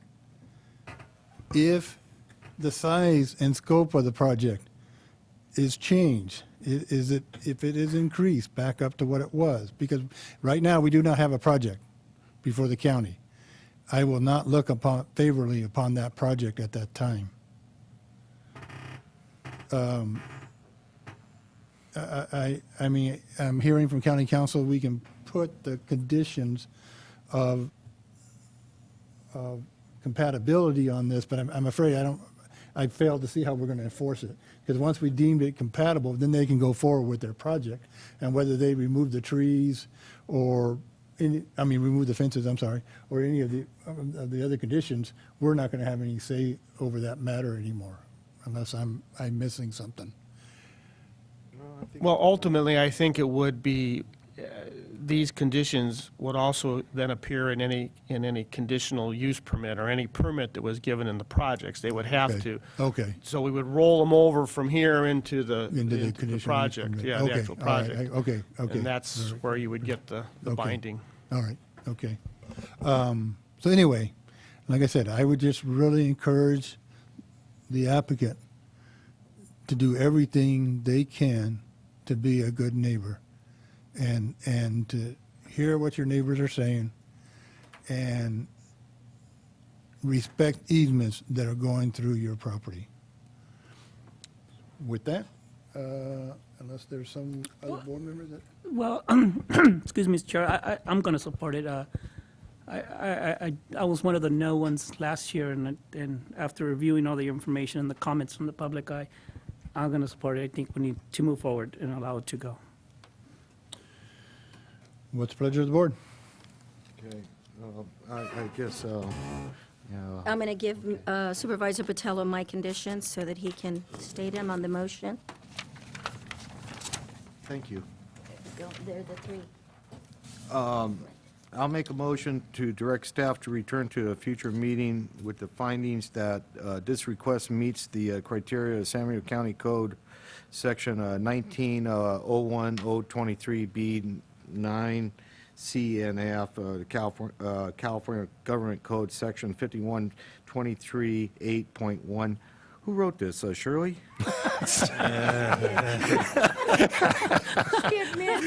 And although the Agricultural Preserve Committee did not make a recommendation regarding this application, Board of Supervisors hereby approves this compatible use request based on the findings and conditions of approval set forth in the County Code Section 1901.023B9C and F of the California Government Code 5123.8.1, and further condition the applicant to fulfill all offers made in the application and agrees not to seek renewal or reinstatement of the agricultural preserve during or following the expiration of the non-renewal period currently in effect, and additional conditions no larger than 12,000 feet, and the removal of fence, and convey the property to the San Bernardino Land Trust for the entire, is that? Preserve.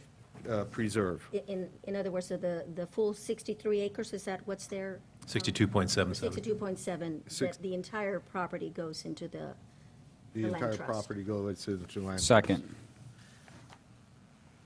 Okay, we have a motion and a second. All those in favor? Aye. Aye. Those opposed? Passes 5-0. Move on to the next one, Tom? I'm sorry. Sure. I just she wrote it twice. Oh, this is yours. This is yours. Let me write them down.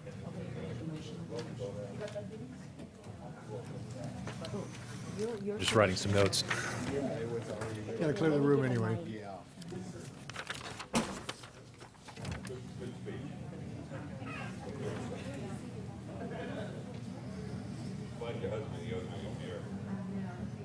You ready? Not today. Ready. What's for dinner? Good luck. Good luck. It was tough for all of us. Good. Reading on Facebook.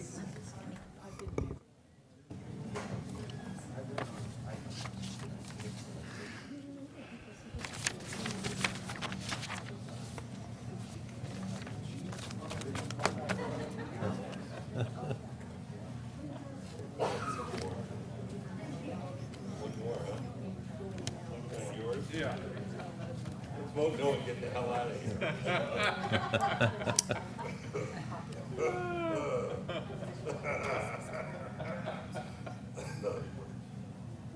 What, you're not gonna ask to put it in the yoga center? No. Keep it in the family, right? Thank God for that. We still got a lot to go. Kiss principle, keep it, right, keep it simple. I know it is. It's your district. You got people. Let's go ahead and go, Tom. Let's go ahead and go. We still have a lot to go through tonight. Okay. The next request is a division request. Property owner, Agerson Holt. These are 4 assessors parcels in the Williamson Act, roughly a little over 209 acres, contract number 7513. The preserve is used for row crop and pasture, and it's about 7 miles southeast of Hollister on Southside Road. The request is to divide the preserve into 2 preserves of 65 acres and 144 acres. The 65-acre preserve would consist of irrigated row crop. The 144-acre preserve would consist of 8 acres of row crop, and the balance 136 acres for grazing. There's a minimum acreage requirement, $3,500 annual gross income, Acreage for row crop is 10 acres, acreage for grazing is 160 acres. And we also have a provision in our ordinance that allows for a combination of these two different categories. So in this situation, we have approximately 8 acres of the 144 is in row crop. That represents 80% of that portion. And then, Tom? yes, So of the 144 acres, 80 is in row crop? 8. Oh, 8. 8. Oh, Yeah. okay. Yeah, 8 is in the row crop, and and that represents 8 over the, we have a 10-acre minimum, so that 8 over 10 represents 80%. On the grazing, we have a 160-acre minimum, 136 acres over the 160 is an 85%, so you add those up, it exceeds the 100%, it's 165%. And this is for the 144-acre preserve. The other preserve, 65 acres, is strictly row crop, and that easily meets the 10-acre minimum. So as I mentioned, it would meet the gross income and acreage requirements of our county ordinance 190102B2 and D1. And your agricultural advisory committee recommended approval of this division request. Any questions? Are there any questions of Tom? Seeing none, I'll open up the public hearings. Do we have any speaker cards? Anybody from the public like to address the board on this item? Seeing none, I'll close the public hearing. Shirley, can you get me my motion? No. I think it's in your packet. 469. I'll move. Just rattle a bunch of numbers off and we'll be good. Yeah, I'll move to approve. For staff recommendation. Staff recommendation. We have a motion and a second. All those in favor? Aye. Aye. Those opposed? Passes 5-0. Thank you. Thank you, Tom.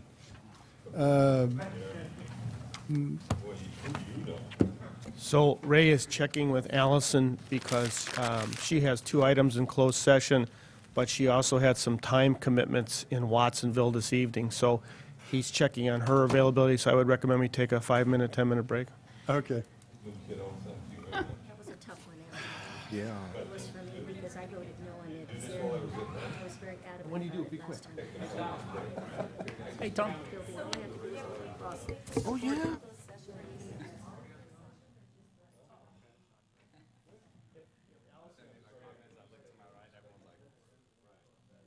No, no, I was gonna say, God, you're right. I was gonna say, right? That was-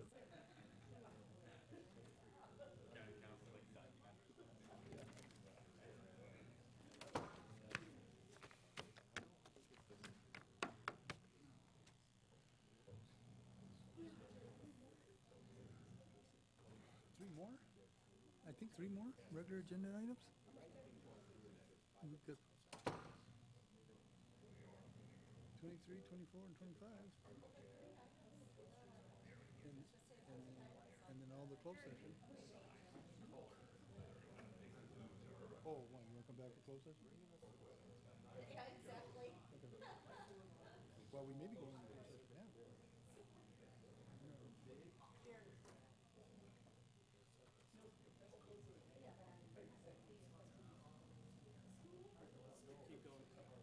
Keep going? Yeah, yes. Allison can- All right. Okay.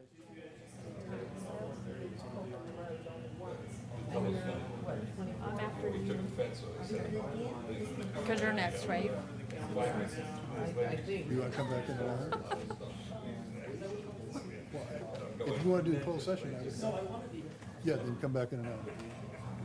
Is that, am I looking at it right? No, you're saying 4:15?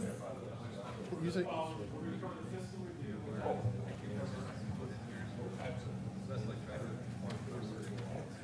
So you think, oh, you think it will be done in a half hour, 45 minutes?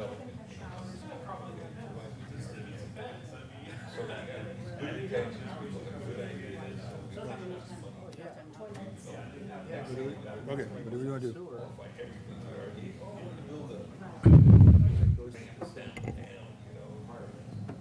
Let me get counsel.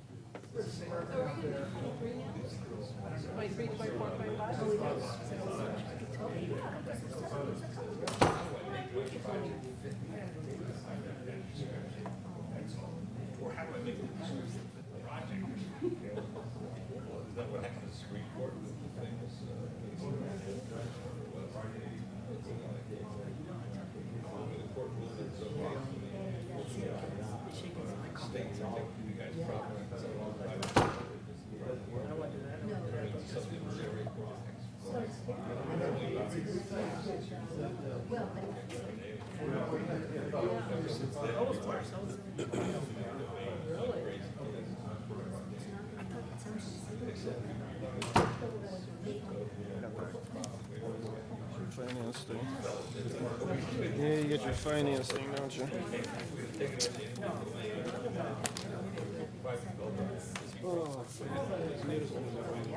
Yep.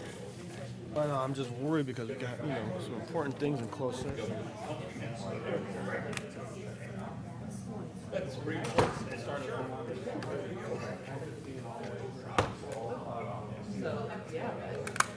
I hope we're done with the regular. We'll be done with the regular agenda. We're gonna go to the regular agenda. Oh, yeah. You're gonna go home. This year, we've done every year.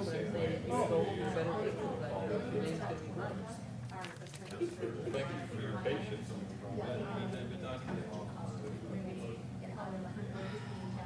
Yeah, because we're gonna do this in about the first one. That motion. More like 4:30. Does she need to be on? I kept the paper. Yeah, it's no larger than 1,000. So does that mean we should start with the condemnation ones as opposed to the hospital? Okay, I'm just thinking, I'll give her a heads up about this, but I'll tell her, I'll text her when we're actually ready for it. Reinstate or, Reapply? I think it was reinstate.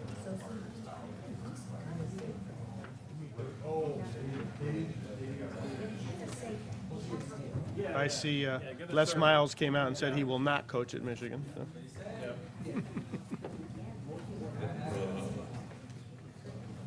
In some ways, he's the most logical choice. But.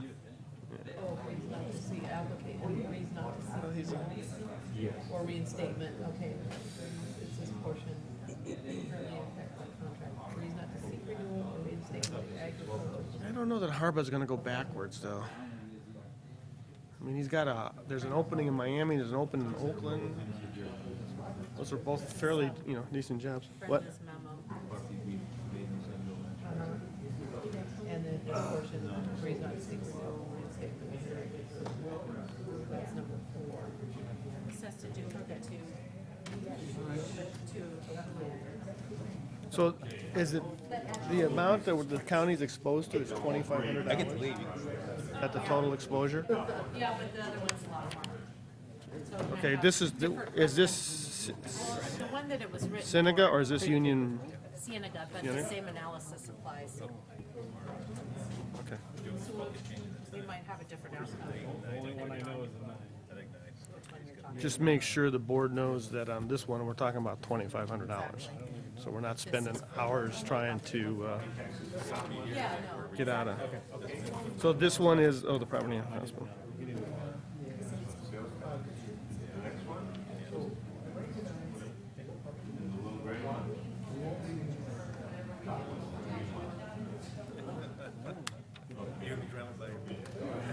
Hi, Joe Paul.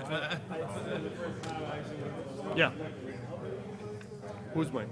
Mine?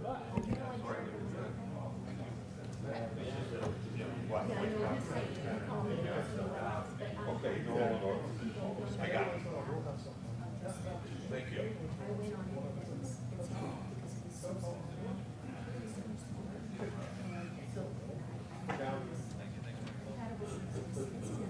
It counts.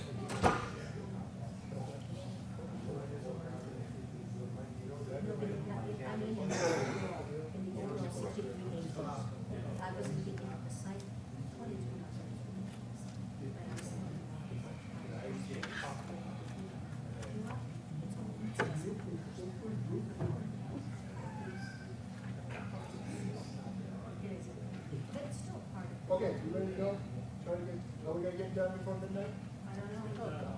We're working on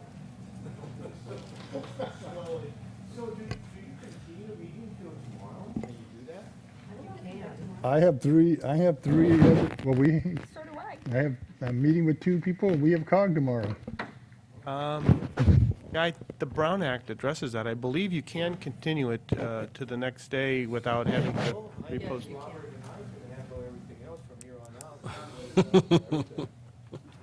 We're gonna let you deal with the closed session items?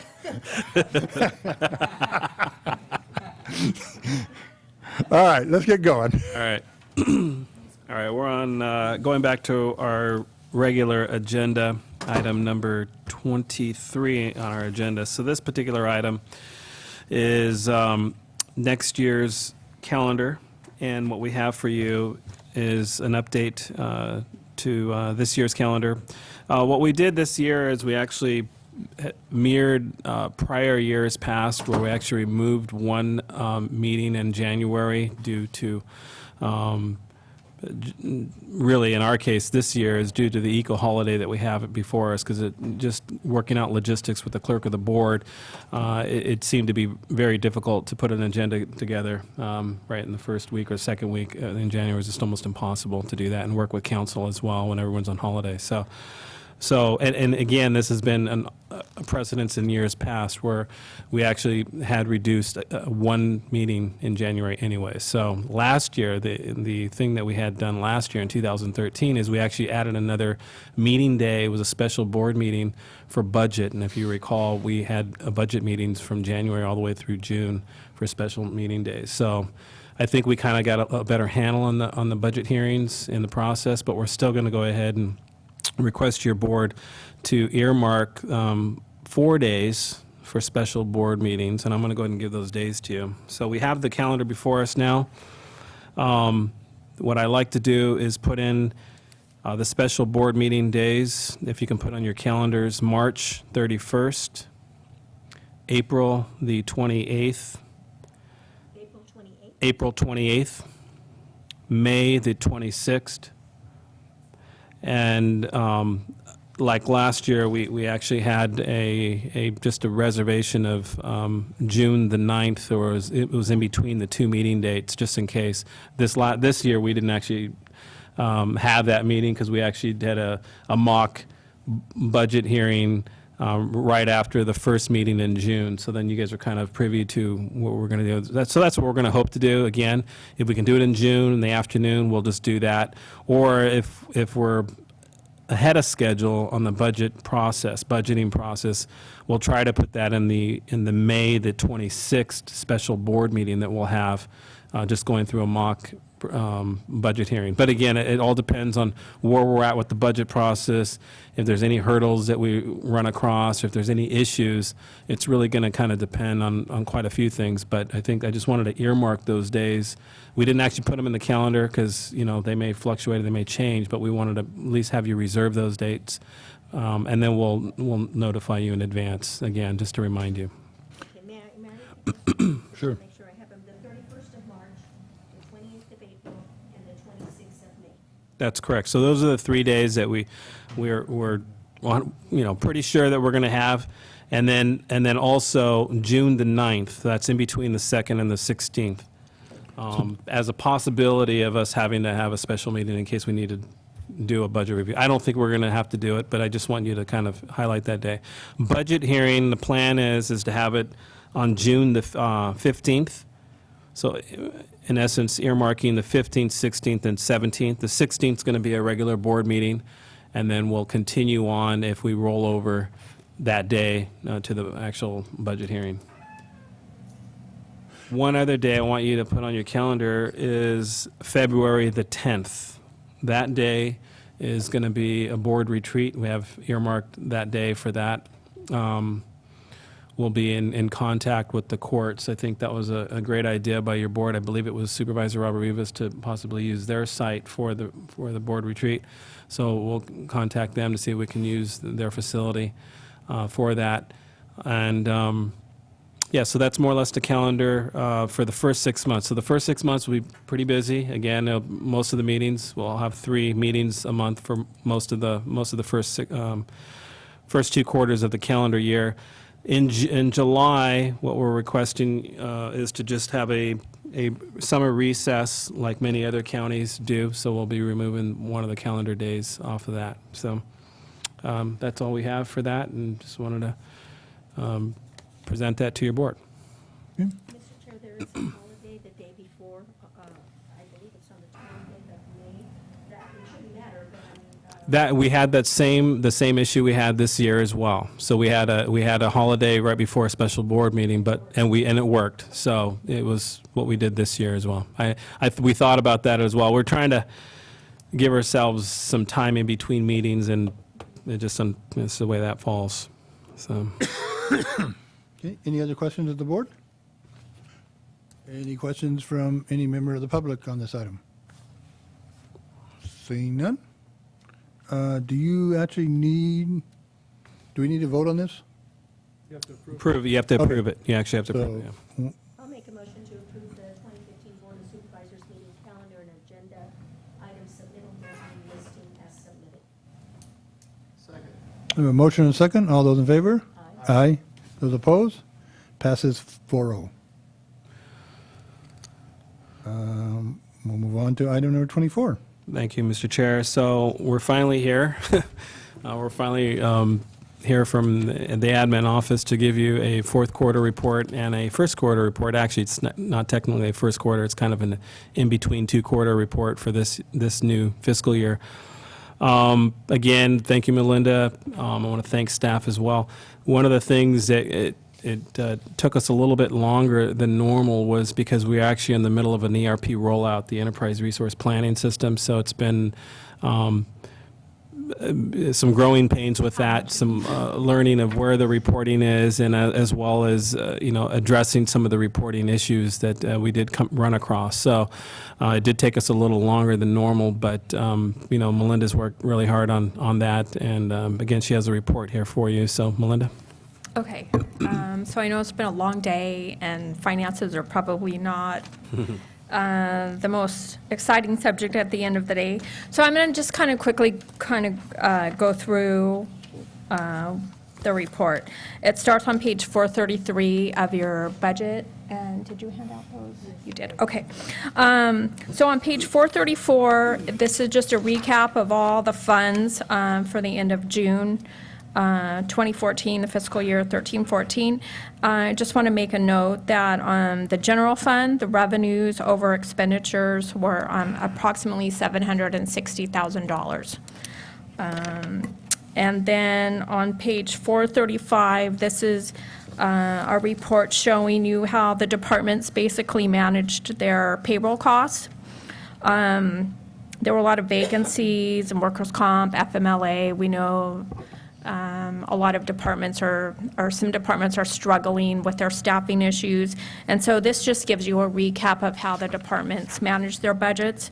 Temporary help was obviously over 100%, as was overtime. However, salaries was about 87%. So if you look at the overall payroll cost totals at the bottom, we came about 90% of what we budgeted. So although there are some staffing problems in departments and some of their departments look over budget, overall, our county departments are managing their payroll issues. Then there are... we have a question. I'm sorry. I just have a question as far as which departments would you highlight as being the most prevalent as far as staffing problems that are kind of adding to the overtime? The sheriff's departments, sheriff and the jail are Would you say definitely... that 2/3 of it, maybe 3/4 of the overtime issue is in the sheriff's end? Correct, because they're pretty much the only departments that have overtime. Yeah, that are approved for overtime. That's correct. And is that generated by Probation. the patrol or the jail? Most of it's on the patrol side, but the jail has a lot of overtime issues also. All right. But on the other hand, there's a lot of vacancies, and so their actual budgeted payroll salaries are lower than, they're not being charged to payroll salary, regular salaries like you would expect because there's vacancies. So so the overtime issue becomes. Right, so part basically, of their- when we see those officers that are in training right now be brought online, we could alleviate some of this Right. cost. Right. And ultimately that's the plan, but again, as you see here highlighted, FLMA or other, possible issues that come up, being injured on the job or something like that, then that causes a problem because, we can't just hire another person. We have to, Right. then that's where it gets difficult, so. They're still taking up a spot, even if they're on FMLA or workers' comp or. Okay. So then on page 436 and page 437, 436 is revenue trends over the last, not quite 10 years. And I just wanted to make a note that if you look at fiscal year 13-14 as compared to fiscal year 5-6, we are almost at the same levels as we were in fiscal year 5-6.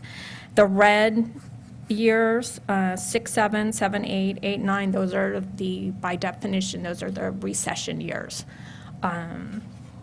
So I just want to make a note of that. And then also on page 437 are, again, about a 10-year trend on expenditures.